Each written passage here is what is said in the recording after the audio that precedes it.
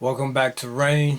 I am Sharif, and for this video series I will be covering etymology, lawful versus legal, and contracts. I will begin by reading a little bit out of my book, Who Are You? Knowing Your Ancestors. Page 22. I will begin with talking about the English language. English is an equivocal language. Some of you may know about English being an equivocal language and some of you may not. For the people who may not know, equivocal is defined as having multiple meanings. Words within the English language will have a denotative, otherwise known as original, meaning within the original meaning and possibly several connotative, otherwise known as secondary meanings. Over time, words gain multiple meanings depending on the people that use the words. Etymology is the study of words and how their meanings have changed through time. For my first example of etymology, I will use the term that a lot of our people like to use, and that is black.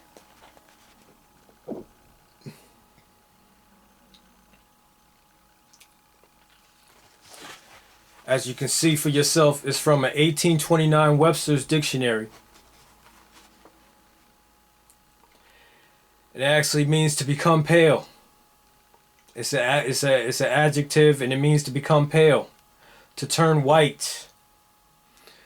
Pale, wan, livid, sallow is synonymous with bleach. To flash or to bleach, also to lighten. That's from your 1829 Webster's Dictionary. So why do our people continue to call themselves black when they're not?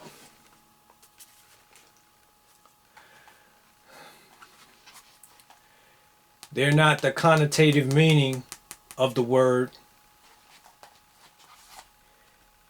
And they don't look like this. I have yet to see someone that actually looks like this on the street with no makeup, as well as this on the street with no makeup. I have yet to see someone like that. Alright, let's continue reading.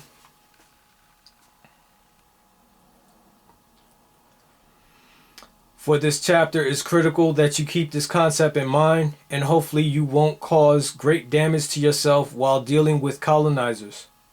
For example, when you fill out certain forms supplied by colonizers, they may have a box labeled Black/African American, or whatever the case may be. If you check that box, are you aware of what you have done? You have potentially told them that you are of the low status and you have no rights, which means that you're accounted as dead in the eyes of the law. Combine this fact with their use of adhesion contracts, you will unwittingly place yourself deeper into servitude. Alright, not only will you be lying by saying that you're black, but you're putting yourself in a low status according to law. And these people will go right along with what you check.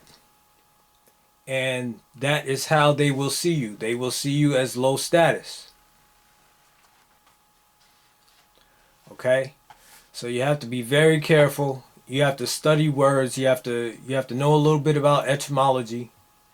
And in order to do that, you should get a unabridged dictionary. For example, a Webster's or Oxford's that was published before 1945. That's a good choice. You can get it off eBay. Don't rely on electronic sources for etymology or denotative meanings of words, because those electronic sources can be changed with a keystroke.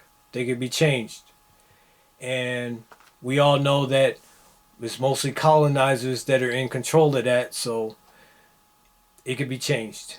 It's best if you get a hardcover book, open it up, and read it. Remember, eBay for your used unabridged dictionaries. When I say unabridged, it would have all the meanings of one word within that dictionary for that period of time. It would have all the meanings of that word, including the original, which is usually in brackets. For example, Webster's in Oxford, they would put the original meaning of the word at the beginning with the brackets. And some other dictionaries, for example, like Random House Dictionary, they would have the brackets at the end of all the other meanings. They would have the original definition at the end of that. So it depends on the book that you get, but make sure it is a unabridged dictionary. All right. My next word I would like to cover is the word nice.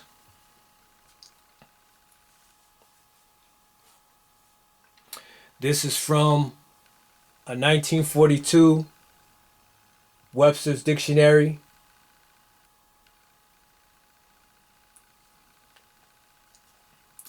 And as you can see, it means simple, foolish, impudent, and ignorant.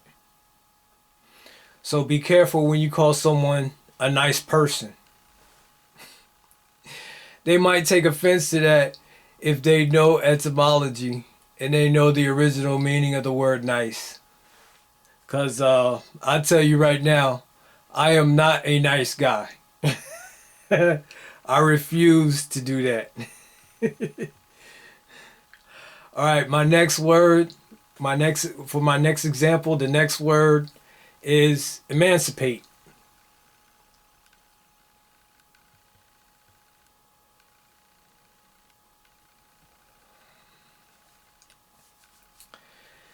And as you can see, it means to deliver up or make over as property. When we all thought that it meant to set someone free. Yeah, that's a connotative meaning, but the original definition means to deliver up as property. So, going back to that Emancipation Proclamation at the end of the Civil War, were those people really set free? Or were they transferred from the private slave owners to the government? And they followed that up with the 14th Amendment, which states that if you're born in the United States, you are a U.S. citizen. But according to case law,